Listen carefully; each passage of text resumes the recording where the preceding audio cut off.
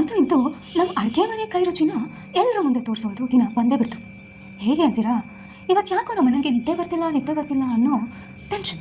ಈ ಟೆನ್ಷನಿಂದ ಹೊರಗೆ ಬರಬೇಕಂದ್ರೆ ಏನು ಒಳ್ಳೆ ಉಪಾಯ? ಅಮ್ಮ ಮಾಡ್ತಿದ್ದು ಗಸಗಸೆ ಪಾಯಸ ಅಲ್ವಾ? ಆದರೆ ಅಮ್ಮ ಹೀಗಿಲ್ಲ. ಆದರೆ ಗಸಗಸೆ ಪಾಯಸ ಬೇಕು, ನಿದ್ದೆ ಬರಲೇಬೇಕಲ್ಲ.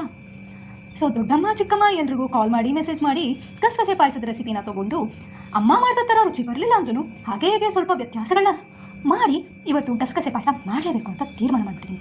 ಅಂತೂ ಇವತ್ತು ಗಸಗಸೆ ಪಾಯಸ ಮಾಡೋಕ್ಕೆ ನಾನು ರೆಡಿ ಇದ್ದೀನಿ. ನೋಡೋಕ್ಕೆ ನೀವು ರೆಡಿ ಇದ್ದೀರಾ? ಗಸಗಸೆ ಪಾಯಸ ಮಾಡೋಕ್ಕೆ ಬೇಕಾಗಿರೋ ಸಾಮಗ್ರಿಗಳು ಹೀಗಿದೆ. ಗಸಗಸೆ ಪಾಯಸ ಆದಮೇಲೆ ಗಸಗಸೆ ಬೇಕಲ್ವಾ, ಅದಕ್ಕೆ ಮೊದಲಿಗೆ ಗಸಗಸೆ. ನಾನು ಇಲ್ಲಿ 75 ಗ್ರಾಮ್ನಷ್ಟು ಗಸಗಸೆ ತೊಗೊಂಡಿದ್ದೀನಿ. ಆಯಿತಾ, 75 ಗ್ರಾಮ್ ಹೆಂಗಪ್ಪ ಮೆಷರ್ ಮಾಡೋದು ಅಂತ ಯೋಚನೆ ಮಾಡಬೇಡಿ. ಈ 100 ಗ್ರಾಮ್ ಪ್ಯಾಕೆಟ್ ತೊಗೊಂಡು ಅದರಲ್ಲಿ 3/4 ಭಾಗ ಸುಟ್ಕೊಂಡಿದ್ದೀನಿ. ಓಕೆ, ಹಾಗೆ 1 ಇಡಿಯಷ್ಟು ಅಕ್ಕಿ ತೊಗೊಂಡಿದ್ದೀನಿ. ಎಷ್ಟು? 1 ಇಡಿಯಷ್ಟು ಅಕ್ಕಿ. ನನ್ನ ಕೈ ಪುಟ್ಟದಾಗಿರೋದ್ರಿಂದ ಎಲ್ರಿಗೂ ಅದರ ಮೆಷರ್ಮೆಂಟ್ಸ್ ಸಲೀಸಾಗಿ ಸಿಗಲಿ ಅಂತ ಈ ಕಾಫಿ ಕುಡಿಯೋ ಸಣ್ಣ ಗ್ಲಾಸಲ್ಲಿ 3/4 ಭಾಗ ತೊಗೊಂಡಿದ್ದೀನಿ. ಆಯಿತಾ, 10ರಿಂದ 12 ಏಲಕ್ಕಿ, ಹಾಗೆ ಈ ಡಬ್ಬದಲ್ಲಿ ಒಂದು 10-12 ಎಸಳು ಕೇಸರಿನ ತೊಗೊಳ್ತೀನಿ. ಹಾಗೆ ಹಾಲು, ಕೆಂಪು ಕಲ್ಸಕ್ಕರೆ, ಬಾದಾಮಿ ಮತ್ತು ತೆಂಗಿನಕಾಯಿ.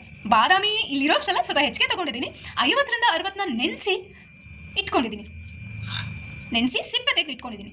ಇದರಲ್ಲಿರೋ ಆ್ಯಂಟಿ ಆಕ್ಸಿಡೆಂಟ್ಸ್ನ ಎನ್ಹಾನ್ಸ್ ಮಾಡಬೇಕು ಅಂದರೆ ನಾವು ನೆನೆಸ್ಬೇಕಂತ. ಆದ್ದರಿಂದ ನಾನು ನೆನೆಸಿದ್ದೀನಿ. ಹಾಗೂ ಇದು ನುಣ್ಣಗೆ ರುಬ್ಬಕ್ಕೆ ಉಪಯುಕ್ತವಾಗಿದೆ. ಓಕೆ, ಮತ್ತು ಅದ್ರ ಜೊತೆಗೆ ನಾನು ಅತಿ ಸಣ್ಣದಾದ ತೆಂಗಿನಕಾಯಿ ತೊಗೊಂಡಿದ್ದೀನಿ. ಎಷ್ಟು? ತುಂಬ ಸಣ್ಣದಿದು.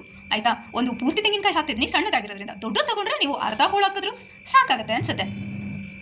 ಈ ಗಸಗಸೆ ಪಾಯಸ ಮಾಡಬೇಕಾದ್ರೆ ನಾನು ನಮ್ಮ ತೋಟದ ತೆಂಗಿನಕಾಯಿನೇ ಪ್ರಿಫರ್ ಮಾಡ್ತೀನಿ. ಯಾಕೆ ಗೊತ್ತಾ, ಈ ಬೇರೆ ರಾಜ್ಯದ ತೆಂಗಿನಕಾಯಿಗಳು ಅಷ್ಟು ಸ್ವೀಟ್ನೆಸ್ ಕೊಡೋಲ್ಲ.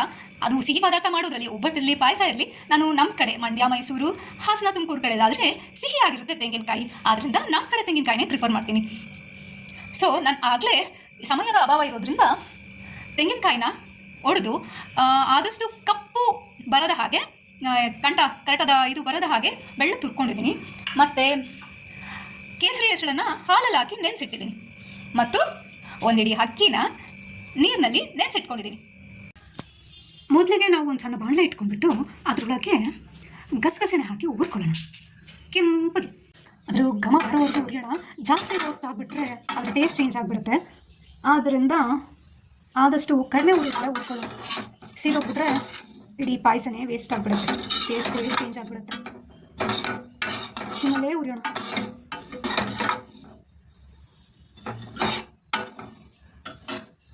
ಇದನ್ನು ಸ್ವಲ್ಪ ತಣ್ಣಗೆ ಹಾಕೋಕ್ಬಿಡೋಣ. ನಂತರ ಅದನ್ನು ಮಿಕ್ಸಿ ಜಾರ್ಗೆ ಹಾಕೋಣ. ಅದರಲ್ಲಿ ಹಾಲನ್ನ ಕುದಿಸಿ ಇಟ್ಕೊಂಡಿರೋಣ. ಸ್ಟವ್ನ ಇನ್ನೊಂದು ಬದಿಯಲ್ಲಿ ಒಂದು ಅರ್ಧ ಲೀಟ್ರಷ್ಟು ನೀರನ್ನ ಕುದಿಯೋಕ್ಕಿಟ್ಟು ಅದರೊಳಗೆ ನಾವು ಒಂದು 300 ಗ್ರಾಮ್ನಷ್ಟು ಕೆಂಪು ಸಕ್ಕರೆ ಹಾಕ್ತಿದ್ದೀನಿ. ನಿಮಗೆ ಎಷ್ಟು ಸಿಹಿ ಬೇಕೋ ಅಷ್ಟು ಹಾಕೋಬೋದು. ನನಗೆ ಬೇಕಾಗಿರೋ ಸಿಹಿ ನಾನು ಹಾಕೊತೀನಿ. ನೋಡ್ಕೊಂಡು ಸ್ವಲ್ಪ ಸಕ್ಕರೆ ಆ್ಯಡ್ ಮಾಡ್ಕೋಬೋದು ಮುಂದೆನೂ, ಅದರಲ್ಲಿ ಏನು ತೊಂದರೆ ಇಲ್ಲ ಅಲ್ವಾ. ಈಗ ಗಸಗಸೆ ತಣ್ಣಗಾಗಿದೆ. ಸೊ ಅದನ್ನು ನಾನು ಮಿಕ್ಸಿ ಜಾರ್ಗೆ ಹಾಕ್ಕೊಂಡಿದ್ದೀನಿ. ಅದಕ್ಕೆ ಈಗ ನಾನು ತೆಂಗಿನ ತುರಿ ಹಾಕ್ತಾಯಿದ್ದೀನಿ ಮತ್ತು ಸಿಪ್ಪೆ ತೆಗೆದ ಬಾದಾಮಿಗಳನ್ನ ಹಾಕ್ತಾಯಿದ್ದೀನಿ. ಏಲಕ್ಕಿನೂ ಹಾಕ್ತಿದ್ದೀನಿ ಮತ್ತು ನೆನೆಸಿಟ್ಟಿರೋ ಅಕ್ಕಿ. ಇದೆಷ್ಟನ್ನು ನಾವು ನುಣ್ಣಗೆ ರುಬ್ಕೊಳ್ಳೋಣ. ಮನೇಲಿ ಎಲ್ಲರೂ ಇಷ್ಟಪಡೋದು ಪ್ರೀತಿ ಮಿಕ್ಸಿ. ನಮ್ಮಮ್ಮ, ದೊಡ್ಡಮ್ಮ, ಚಿಕ್ಕಮ್ಮ ಎಲ್ಲರೂ ಯೂಸ್ ಮಾಡೋದು ಪ್ರೀತಿ ಮಿಕ್ಸಿ. ನೀರು ಹಾಕ್ಕೊಂಡು ರುಬ್ಕೊಳ್ಳೋಣ. ಗಸಗಸೆ ಪಾಯಸ ಮಾಡಬೇಕಾದ್ರೆ ರುಬ್ಬೋದು ಸ್ವಲ್ಪ ಸಮಯ ಇಡಿಸ್ಕೊಳ್ಳುವಂಥ ಪ್ರೋಸೆಸ್ಸು. ನೋಡಿ, ನಾನು 5ರಿಂದ 10 ನಿಮಿಷ ರುಬ್ಬಿದ್ದೀನಿ. ಈ ರೀತಿ ನುಣ್ಣಗಾಗಿದೆ. ಹೀಗಿದ್ದರೆ ಚೆನ್ನಾಗಿರುತ್ತೆ. ಬಾಯಿಗೆ ಏಲಕ್ಕಿ ಅದೆಲ್ಲ ಸಿಗ್ತಾಯಿದ್ರೆ ಅಷ್ಟು ಚೆಂದ ಅನಿಸಲ್ಲ. ಸೊ ನುಣ್ಣಗೆ ರುಬ್ಬೇಕು. ಹೀಗೆ ಕರಗ್ತಾ ಇದೆ. ಹಾಲು ಕಾದಿದೆ. ಅಷ್ಟು ಅರ್ಧ ಲೀಟ್ರು ಹಾಲು ಹಾಕೊಳ್ಳಲ್ಲ, ಎಷ್ಟು ಬೇಕೋ ಅಷ್ಟನ್ನು ಮಾತ್ರ ಬೆಳೆಸ್ಕೊಳ್ತೀನಿ. ಇದು ಮಿಶ್ರಣದ ಘಮ ಒಂದು ರೇಂಜಲ್ಲಿ ಇವಾಗಲೇ ನನಗೆ ತೇಲಿಸ್ತಾ ಇದೆ. ಇನ್ನು ಕುಡಿದ್ರಂತೂ ಇವತ್ತು ನಿದ್ದೆಯೋ ನಿದ್ದೆ. ಸೊ ಈ ಕಲ್ಸಕ್ಕರೆ ನೀರಿಗೆ ನಾನು ಈ ಮಿಶ್ರಣನ ಹಾಕ್ಕೊಂಡು ಮೆಲ್ಲಗೆ ತಿರ್ಗಿಸ್ಕೊಳ್ತೀನಿ. ಸ್ಟೀಲ್ ಬಾಣಲಿ ಬಳಸ್ತಿರೋದ್ರಿಂದ ಇದು ತಳ ಹಿಡಿಯೋ ಚಾನ್ಸಸ್ ಜಾಸ್ತಿ ಇದೆ. ಹಾಗಾಗಿ ನಾನು ಆವಾಗವಾಗ ಇದನ್ನು ಹೀಗೆ ತಿರುಗಿಸ್ತಾ ಇರ್ತೀನಿ, ಇಲ್ಲಾಂದರೆ ತಳ ಕಚ್ಚಿಬಿಡುತ್ತೆ. ಈಗೆಲ್ಲ ಸಿಲ್ವರ್ ಪಾತ್ರೆಗಳು, ಬೇರೆ ಕಡಾಯಿಗಳನ್ನ ಎಲ್ಲರೂ ಅವಾಯ್ಡ್ ಮಾಡ್ತಿದ್ದಾರೆ. ಸ್ಟೀಲ್ಗೆ ಎಲ್ಲರೂ ಮಹತ್ವ ಕೊಡ್ತಾ ಇದ್ದಾರೆ. ಅದರಿಂದ ನಾವು ಸ್ಟೀಲ್ ಪಾತ್ರೆ ಮೊರೆ ಹೋಗಿದ್ದೀವಿ. ಇದೀಗ ಕುದಿಯೋಕ್ಕೆ ಶುರು ಆಗ್ತಿದೆ. ಈಗ ನಾನು ಎಷ್ಟು ಬೇಕೋ ಅಷ್ಟು, ಈ ಗಟ್ಟಿ ಆಗಿಬಿಟ್ಟಿದ್ರೆ ಸ್ವಲ್ಪ ಜಾಸ್ತಿ ಹಾಲು ಇಡಿಸ್ಕೊಳುತ್ತೆ, ತೆಳು ಇದ್ದರೆ ಸ್ವಲ್ಪ ಕಡಿಮೆ ಹಾಲು ಬಿಡಿಸ್ಕೊತಾ ಇದ್ದೀನಿ.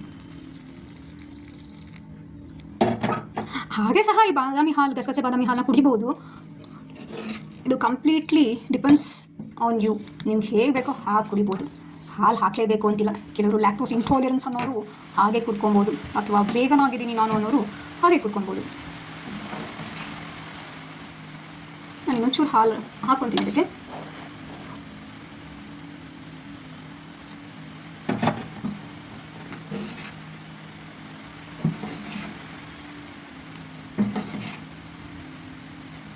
ನೋಡಿ, ನನಗೆ ಈ ಹದ ಸರಿ ಹೋಗುತ್ತೆ. ಇದು ತುಂಬ ಜನಕ್ಕೆ, ಎಸ್ಪೆಷಲಿ ನನ್ನ ಅಪ್ಪ ಹೇಳ್ತಿದ್ರು, ಅವರ ಇಂದಿನ ದಿನಗಳನ್ನ ನೆನೆಸ್ಕೊಂಡು ನಾವು ಮೈಕೈ ನೋವು ಮಾಡಿಕೊಂಡು ಕೆಲಸ ಮಾಡಿ ಬಂದ ದಿವಸ ನಮ್ಮ ಮನೇಲಿ ಬಿಸಿ ಬಿಸಿ ಗಸಗಸೆ ಪಾಯಸ ಮಾಡಿಕೊಡೋರು. ಆವಾಗ ಹಾಯ್ ಅನಿಸ್ತಿತ್ತು ಕುಡಿದ್ರೆ ಅಂತ. ನಾನು ಸ್ವಲ್ಪ ಆಪೋಸಿಟ್ ಅವ್ರಿಗೆ. ತಣ್ಣಗಿರೋ ಪಾಯಸ ಅಂದರೆ ನನಗಿಷ್ಟ. ಸ್ವಲ್ಪ ತಣ್ಣಗಾದ್ಮೇಲೆ ಕುಡಿತೀನಿ ನಾನು ಯಾವಾಗಲೂ. ಫ್ರಿಜ್ಜಲ್ಲಿ ಇಟ್ಟಂತೂ ಕುಡಿದ್ರೆ ಅದ್ಭುತವಾಗಿರುತ್ತೆ ನನಗೆ. ಫೈನಲ್ ಆಗಿ ಇನ್ನೊಂದು ಆ್ಯಡ್ ಮಾಡಿದ್ರೆ ಅದೇ ನೆನೆಸಿಟ್ಟ ಕೇಸರಿ. ಎಲ್ಲದರ ಜೊತೆಗೆ ಇದನ್ನು ಆ್ಯಡ್ ಮಾಡಿದ್ರೆ ಈ ಗಸಗಸೆ ಬಾದಾಮಿ ಪಾಯಸದ ಮೆರುಗು, ವಾಸನೆ, ಘಮ ಇನ್ನೂ ಹೆಚ್ಚುತ್ತೆ. ಅದ್ಭುತವಾಗಿರುತ್ತೆ. ಇದಕ್ಕೆ ಕಾಲು ಸಕ್ಕರೆನೇ ಹಾಕಬೇಕು ಅನ್ನೋದು ಏನಿಲ್ಲ. ನೀವು ಬೆಲ್ಲ ಸಹ ಹಾಕ್ಕೊಂಡು ಕುಡಿಬೋದು, ನಾರ್ಮಲ್ ಸಕ್ಕರೆ ಸಹ ಹಾಕ್ಕೊಂಡು ಕುಡಿಬೋದು. ತುಂಬ ಜನ ಶುಗರ್ನ ಅವಾಯ್ಡ್ ಮಾಡ್ತಾರೆ, ಬೆಲ್ಲನ ಪ್ರಿಫರ್ ಮಾಡ್ತಾರೆ. ಬೆಲ್ಲ ಹಾಕಿದ್ರೂ ರುಚಿ ಚೆನ್ನಾಗೇ ಇರುತ್ತೆ. ನೋಡಿ, ನಿಮ್ಗೆ ಯಾವ್ದು ಅನುಕೂಲ ಅದಕ್ಕೆ ಹಾಕ್ಕೊಂಡು ಕುಡಿರಿ. ಸೊ ಫೈನಲಿ ಬಾದಾಮಿ ಪಾಯಸ ಒಂಚೂರು ಕುದಿ ಬರಬಿಡಲಿ. ಹಾಲು ಹಾಕಿದ್ಮೇಲೆ ಸ್ವಲ್ಪ ಹಾಲು ತಣ್ಣಗಿತ್ತಲ್ಲ, ಒಂಚೂರು ಒಂದೇ ಒಂದು ಕುದಿ ಆ ಕಡೆ ಈ ಕಡೆ ಬಬ್ಬಲ್ಸ್ ಬರೋಕ್ಕೆ ಶುರು ಅಂತಾಗ ಆಫ್ ಮಾಡ್ಬಿಡೋಣ.